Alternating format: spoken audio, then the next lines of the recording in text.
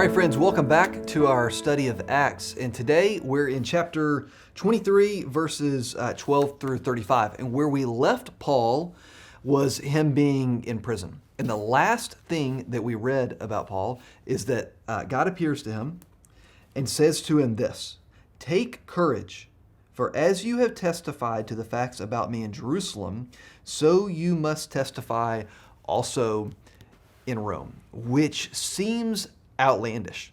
How is Paul, who is currently in prison in Jerusalem, going to get into a position where he is talking openly about what Jesus has done and who Jesus is all the way across the Mediterranean in Rome? To get from where he is to where God says he's going to be seems like a stretch. It seems like it would take a miracle. What happens in our reading today is that a series of events is kicked off that makes the vision that God has cast possible. It comes to be completed in a different way than maybe Paul expected it to be completed, maybe than you're expecting it to be completed if you haven't read the end of the story. But nonetheless, through a series of events, this vision comes to fruition. What I want you to see in the reading from today is one thing in particular. We'll see this over and over again over the next couple of chapters, but I want you to notice this today.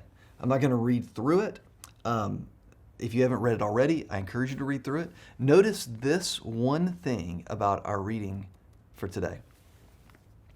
Nothing supernatural happens. I mean, in our reading so far, there have been situations that Paul has been in that he has gotten out through supernatural intervention. There have been times when other apostles have been in prison and they have been freed through supernatural intervention. What happens here is what seems to just be ordinary stuff. Paul's nephew catches wind of a plot to have him killed.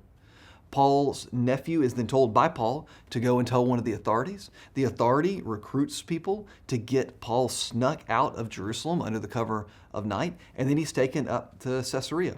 And Caesarea is a seaport right on the Mediterranean Sea, where we'll see coming forward is the place that if you were going to leave Israel and make it to Rome, this is where you'd go from. Now, we don't want to get ahead of ourselves. We'll see what happens then. But notice this through all of our reading from today. Nothing supernatural is taking place. Now, God's will is being accomplished. I mean, one step at a time, Paul is being positioned to be able to make it from being a prisoner in Jerusalem to a position where he can speak freely in Rome. But this is accomplished not by supernatural means, but by means that just seem ordinary. I've got this plant in my office, and despite my best efforts, that plant has been thriving. I mean, I'm not overtly trying to kill this plant, but I'm not really taking care of this deal. I mean, at the end of the day, I'll pour my tea or my coffee in there. If I've got a little bit of water left, I'll pour that in there. And this plant has been thriving. And I just thought this plant is a miracle. This is the hardiest plant that has ever existed. One Sunday morning, I had forgotten some things in my office, so I went from Cornerstone up to my office, and when I walked in my door, Miriam, one of our coworkers, was in there. And I said, "Miriam, what are you doing?" And she was watering my plant. Well, it turns out she sneaks in there pretty frequently and waters my plant. This wasn't a miracle plant. The miracle is Miriam. Miriam's the one watering it. Now, in all fairness, my assistant Dana, she waters it too, but the miracle is Dana doesn't sound as good as the miracle is Miriam. And catching Miriam in that moment is when all of this began to come together for me. Yeah, it's a miracle that plant is surviving in my office, but not because of some supernatural intervention, but because Miriam's in there doing something about it. Sometimes God works out his plan through supernatural means, and we've seen that all through Acts. And sometimes God's plan is worked out just by ordinary people seeming to do pretty ordinary things. Now, what they do here is brave, but what they do here isn't supernatural. So let me just ask you to reflect on that today.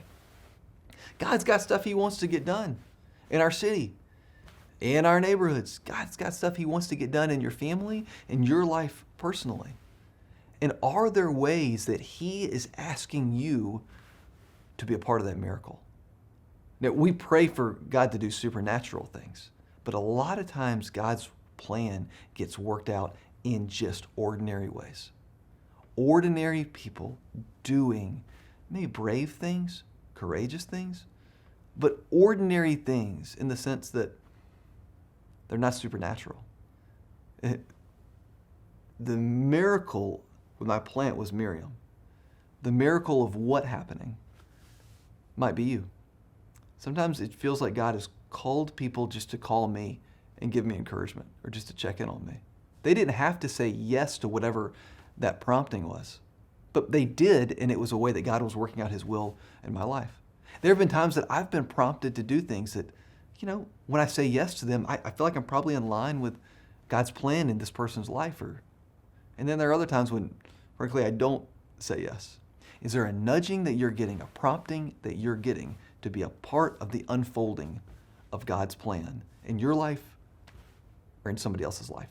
We're going to keep with this reading and keep your eyes on this. How is it that God is fulfilling that vision? That you will have the opportunity not just to bear witness in Rome, in Jerusalem, but you're going to bear witness in Rome also. Watch over the next few chapters as God slowly but surely brings that vision to fruition. God bless you, friends. Keep with your reading, and I'll see you next time.